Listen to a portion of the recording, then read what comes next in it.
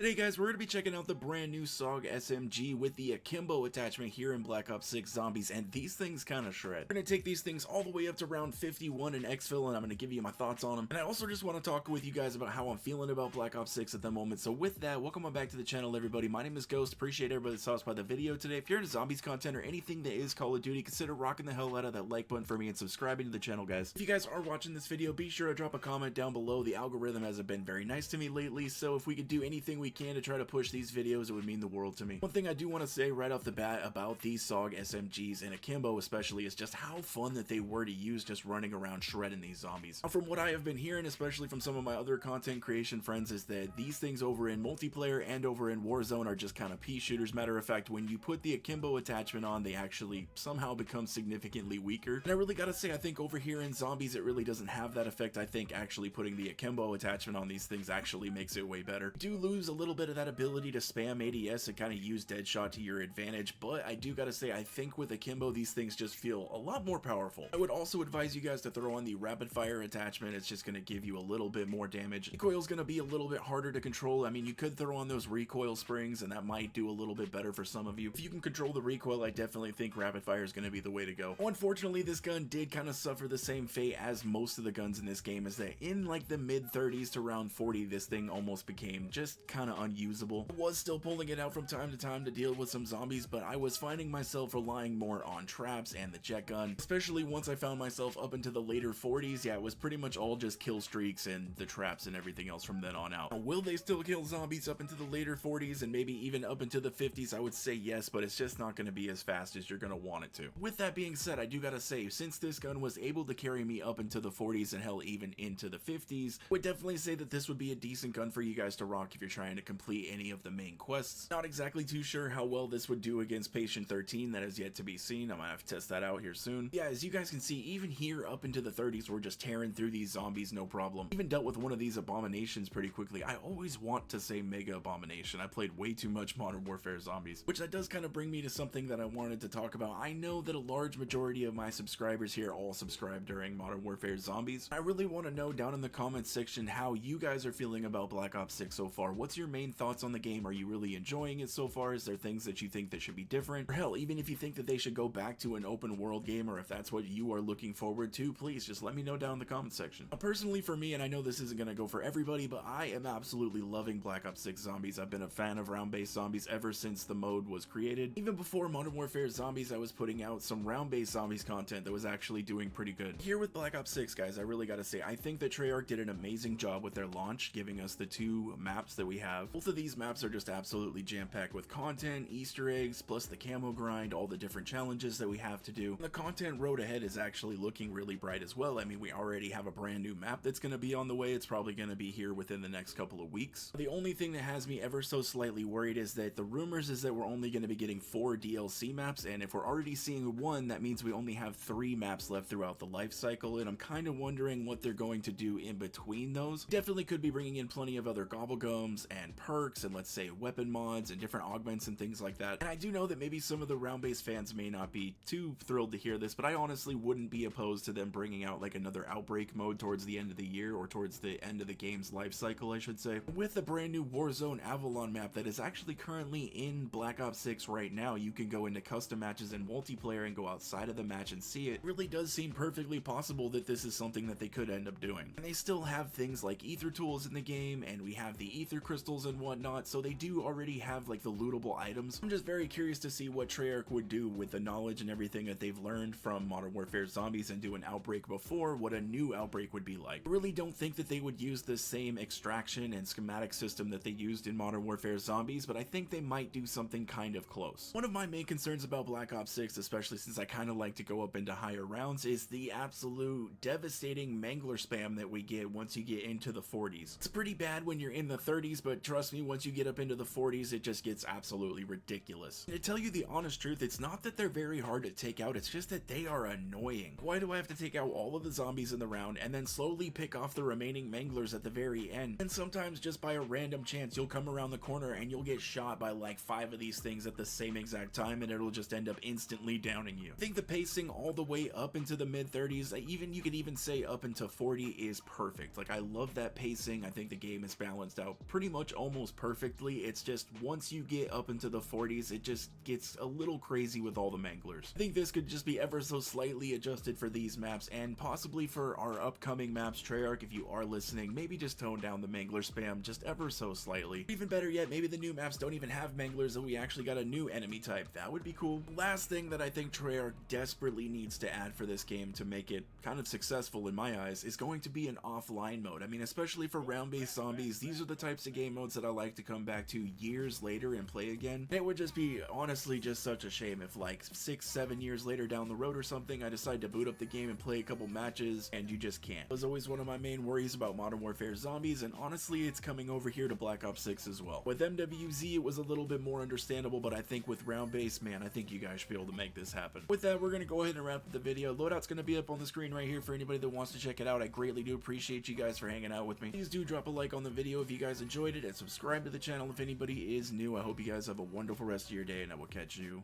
in the next one.